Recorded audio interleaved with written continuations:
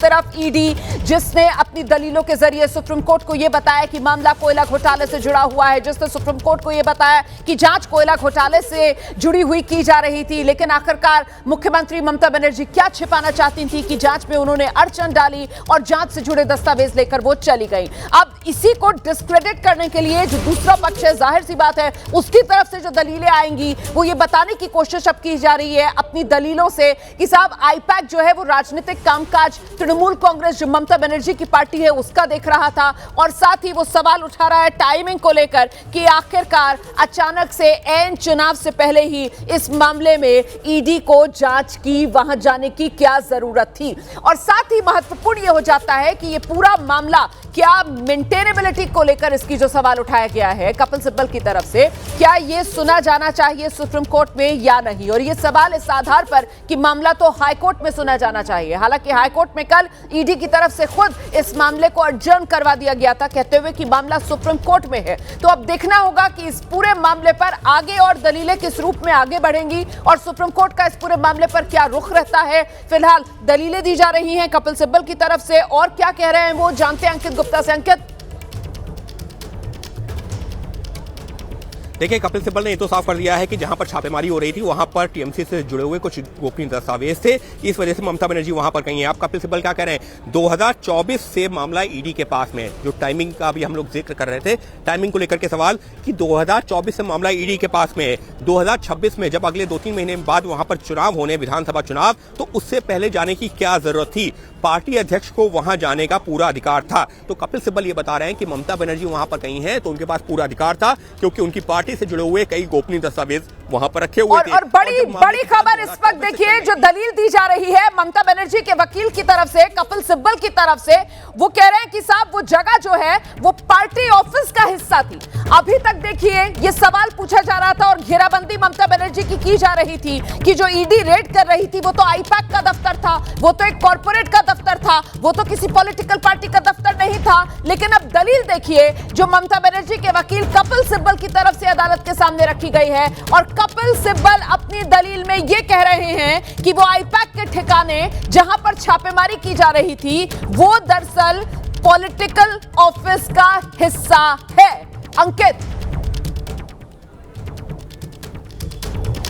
बिल्कुल रोमाना, ये महत्वपूर्ण इस वजह से है क्योंकि ममता बनर्जी लगातार यही कह रही थी कि हमारे गोपनीय दस्तावेज लेने के लिए आए हैं। और अब कपिल सिब्बल क्या कह रहे हैं, हम पर गलत आरोप लगाया जा रहा है, ईडी का पंचनामा देखिए। यानी कि वो कपिल सिब्बल ये कह रहे हैं कि हमारे ऊपर जो आरोप लगाए गए हैं कि हमने जांच को प्रभावित करने की कोशिश की, हम जो महत्वपूर्ण दस्तावेज ले गए, हमने इनको डराया धमकाया, वो गलत है। और अब वो ईडी का पंचनामा की बात कर रहे हैं। देखिए, पंचनामा में क्या होगा, पंचनामा में जो पूरी रिकॉर्डिंग्स होती, जो प्रोसीडिंग्स होती हैं, जब भी जो कोई जांच एजेंसी जाती है तो वो एक एक चीज रिकॉर्ड करती है कि हम यहां पर आए, हमने क्या किया, क्या जो है हमने बरामद किया, क्या जब्त किया, उस बात का पूरा रिकॉर्ड मेंटेन किया जाता है। तो अब कपिल सिब्बल यही कह रहे हैं कि आप ईडी का पंच देखिए, हमारे ऊपर जो आरोप लगाए गए हैं वो पूरी तरह से गलत है। लेकिन रोमाना, निश्चित तौर पर ये एक बड़ी दलील के तौर पर सामने आया है कि जिस जगह पर छापेमारी हुई है वो पार्टी ऑफिस का हिस्सा था। यानी और ये दलील इसलिए महत्वपूर्ण हो जाती है ना अंकित गुप्ता, क्योंकि अभी तक बार बार जो सवाल खड़ा किया जा रहा था ईडी की तरफ से वो यही कहते हुए खड़ा किया जा रहा था कि साहब कार्रवाई जो है वो तो कोयला घोटाले को लेकर आईपैक पर की जा रही थी। और ऐसे में मुख्यमंत्री वहां पर किस हैसियत से पहुंच जाती हैं,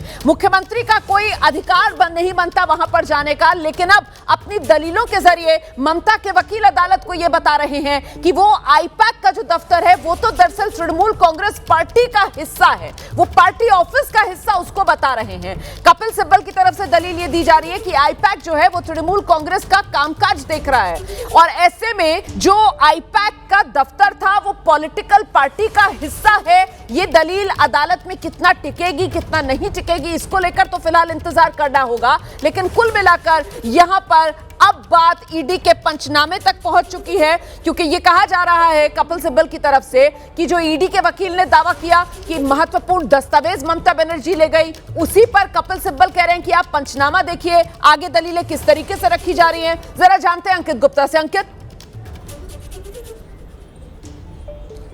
देखिए पंचनामा देखिए और उसके बाद में कपिल सिब्बल क्या कह रहे हैं कि सुबह से दलील चल रही थी, यानी वो सुबह से जो वहां पर रेड चल रही थी, सर्च चल रही थी, लेकिन दोपहर 12-5 बजे तक यानी कि करीबन 5-6 घंटे की सर्च के बाद भी इनको कुछ जब्त नहीं हुआ था। क्योंकि पंचनामा में जिस बात का मैं जिक्र कर रहा था रोमाना कि वहां पर जो है सिलसिलेवार तौर पर लिखा जाता है कि कब क्या क्या हो रहा है। तो कपिल सिब्बल ये बता रहे हैं कि एक तरफ वो कह रहे हैं कि यहाँ पर जो है छापेमारी चल रही थी, ममता बनर्जी अहम दस्तावेज ले गई जो कि जांच से जुड़े हुए थे। तो कपिल सिब्बल पंचनामा के आधार पर, जो जांच एजेंसी का पंचनामा है उसके आधार पर यह बताने की कोशिश कर रहे हैं कि 5-6 घंटे की वहां पर सर्च हो चुकी थी और जो रिकॉर्ड के मुताबिक यानी कि पंचनामा के मुताबिक 12:05 तक वहां पर कुछ जब्त नहीं हुआ था। और इसी आधार पर कपिल सिब्बल क्या बताने की कोशिश कर रहे हैं, वो ये बताने की कोशिश कर रहे हैं कि ये जो कहा जा रहा है कि वहां अहम दस्तावेज मौजूद थे जो कि जांच के लिए जरूरी थे, उनको ममता बनर्जी लेकर के चली गई, तो वो गलत है। क्योंकि ईडी की जांच में 6 घंटे की सर्च के दौरान ऐसा कोई दस्तावेज सामने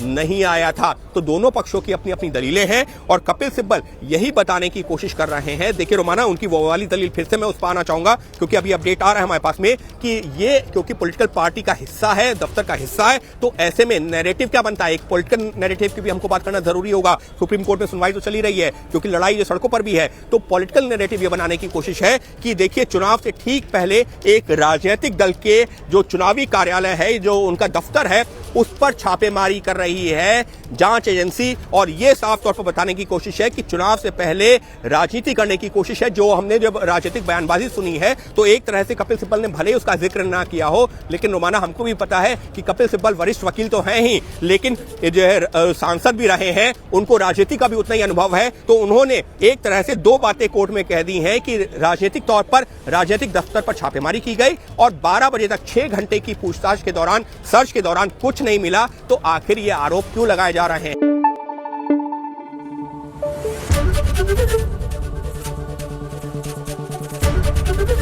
एबीपी न्यूज आपको रखे आगे।